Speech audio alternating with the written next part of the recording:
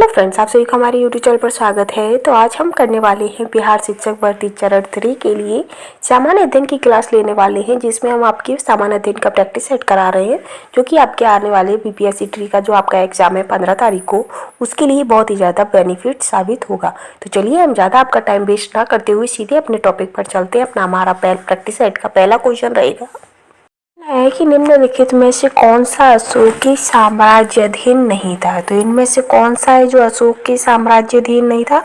तो वो आपका कामरूप है। ठीक है, जो कामरूप है वो अशोक के साम्राज्य के अंतर्गत नहीं आता था। नेक्स्ट क्वेश्चन है कि पंचगव्य में निम्नलिखित में से क्या सम्मिलित नहीं किया जाता है। जो पंचगव्य होता है यानी कि आपका जो इसमें गाय का दूध या गाय का घी या गाय का गोबर, तो इनमें से क्या सम्मिलित नहीं किया जाता है? तो जो तुलसी है वो पंचगव्य में आपका नहीं सम्मिलित किया जाता है, बल्कि आपका जो भी गाय से संबंधित होता है वो सभी इसमें इंक्लूड किया जाता है। आगे है, नेक्स्ट क्वेश्चन है कि दिल्ली स्थित प्रसिद्ध हुमायूं के मकबरे का वास्तुकार कौन था। तो हुमायूं के जो मकबरा था उसका जो वास्तुकार था वो आपके मिराज मिर्जा गियास थे। ठीक है, आगे हम बढ़ते हैं नेक्स्ट पर कि थॉमस रो मुगल सम्राट जहांगीर से किस किले में मिले थे। तो कहाँ पर मिले थे वो? तो अजमेर के किले में मिले थे। ठीक है, जहांगीर से। आगे है कि 1857 के प्रथम स्वतंत्रता विद्रोह में भाग लेने वाली प्रसिद्ध महिला स्वतंत्रता सेनानी कौन थी? तो वो आपकी बेगम हजरत महल थी। ठीक है, आगे है वास्को डी गामा किस वर्ष कालीकट में उतरा था। तो वास्को डी गामा 1458, ठीक है, यानी कि 1498 में वास्को डी गामा कालीकट के तट पर उतरा था। आगे है कि उच्चतम न्यायालय में संविधान के निर्वाचन से संबंधित मामले की सुनवाई करने के लिए न्यायाधीशों की संख्या कम से कम कितनी होनी चाहिए? तो कम से कम 5 न्यायाधीश आपके होने चाहिए। ठीक है, आगे चलते हैं कि विश्व का विशालतम न्यायिक प्राधिकरण है तो क्या है? तो वो है आपका इलाहाबाद का हाई कोर्ट। ठीक है, आगे है कि विंडसर का जंगल भारत के किस प्रदेश केंद्र शासित क्षेत्र में अवस्थित है।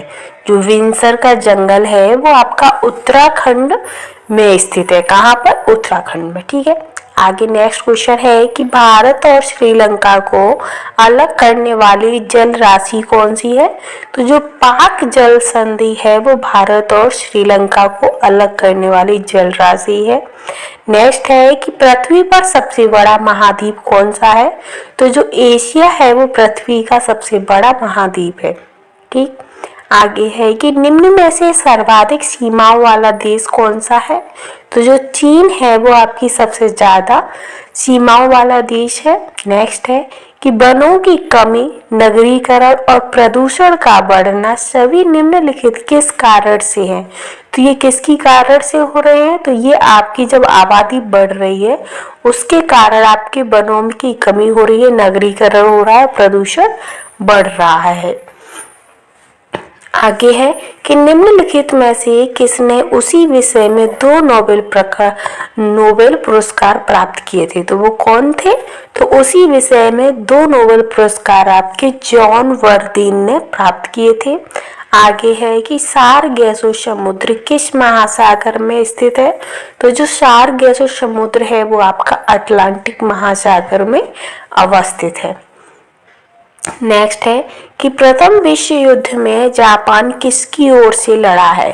तो जो प्रथम विश्व युद्ध हुआ था उसमें जो जापान है वो जर्मनी के खिलाफ यूनाइटेड किंगडम के साथ लड़ा था। ठीक है, आगे हम चलेंगे नेक्स्ट पर कि घटिया माल के संबंध में मांग की आय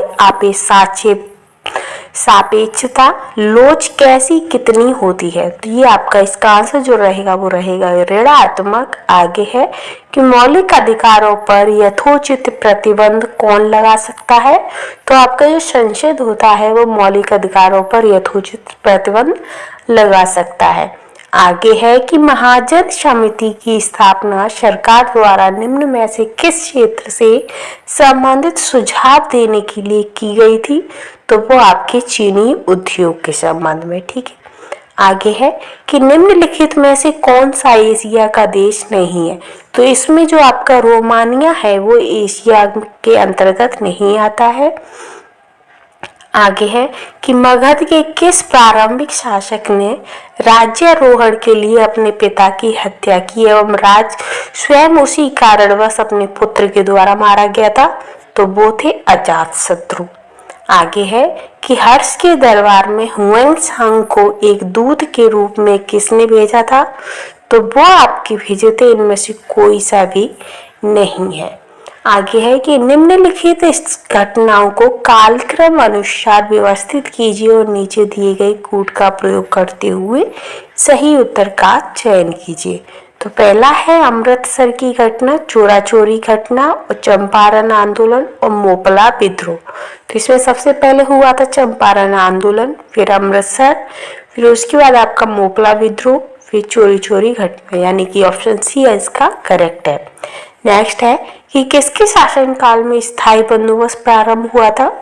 तो स्थायी बंदोबस्त जो प्रारंभ था वो आपका लॉर्ड कॉर्नवालिस के शासनकाल में हुआ था। नेक्स्ट है कि अखिल भारतीय मुस्लिम लीग की स्थापना किसने की थी? तो अखिल भारतीय मुस्लिम लीग की जो स्थापना थी वो नवाब सलीमुल्लाह खान ने की थी। आगे है कि सुभाष चंद्र बोस के त्याग पत्र देने के बाद किसे भारतीय राष्ट्रीय कांग्रेस का अध्यक्ष चुना गया था? तो वो आपके राजेंद्र प्रसाद को चुना गया था। आगे है कि डिस्कवरी ऑफ इंडिया किसने लिखी थी? तो डिस्कवरी ऑफ इंडिया के जो राइटर हैं वो है आपके जवाहरलाल नेहरू। नेक्स्ट है कि कोई विधेयक धन विधेयक है या नहीं है, इसका निर्णय कौन करता है? तो इसका निर्णय आपका लोकसभा अध्यक्ष करते हैं। नेक्स्ट है कि लोकसभा अध्यक्ष को उसके कार्यकाल की समाप्ति के पूर्व पद से हटाया जा सकता है यदि लोग इस आशय का प्रस्ताव पारित कर दे तो उसे उसके पद से हटाया जा सकता है। नेक्स्ट है कि गरीबी उन्मूलन का नारा किस पंचवर्षीय योजना में दिया गया था? तो जो 5वीं पंचवर्षीय योजना थी उसमें गरीबी उन्मूलन का नारा दिया गया था। आगे है कि भारत सरकार ने 14 बड़े व्यापारिक बैंकों का राष्ट्रीयकरण सर्वप्रथम कब किया था? तो वो किया था उन्होंने 1969 में। आगे है कि केंद्र व राज्यों के मध्य वित्त का बंटवारा किया जाता है। तो वित्त का बंटवारा कब किया जाता है? तो वित्त आयोग की सिफारिश पर वित्त का बंटवारा किया जाता है। ठीक है, आगे हम बढ़ते हैं कि भारतीय कृषि में निम्न उत्पादकता का कारण है।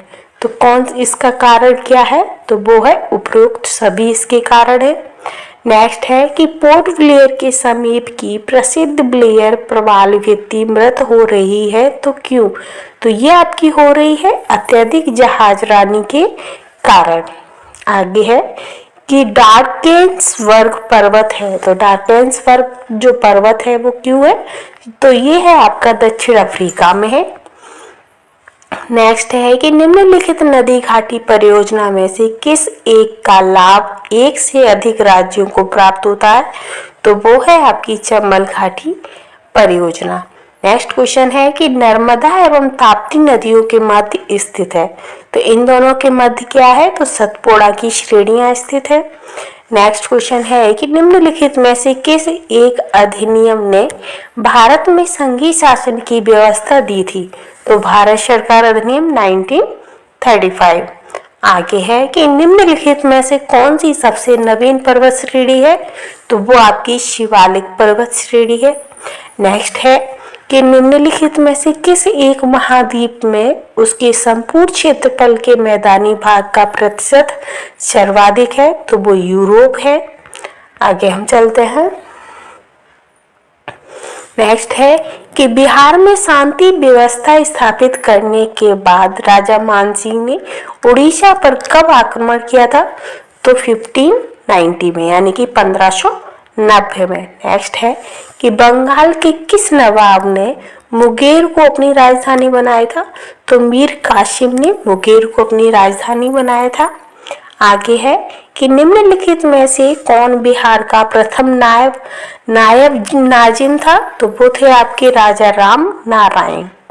नेक्स्ट है कि बिहार के क्षेत्र में 1757 से 58 के मध्य मीर जाफर एवं अंग्रेजों का जो विरोध किसने प्रारंभ किया था? तो वो इन सभी ने ही किया था। आपके कामगार खां, सुंदर सिंह, पलवनवान सिंह, राजा राम नारायण ने। ठीक है।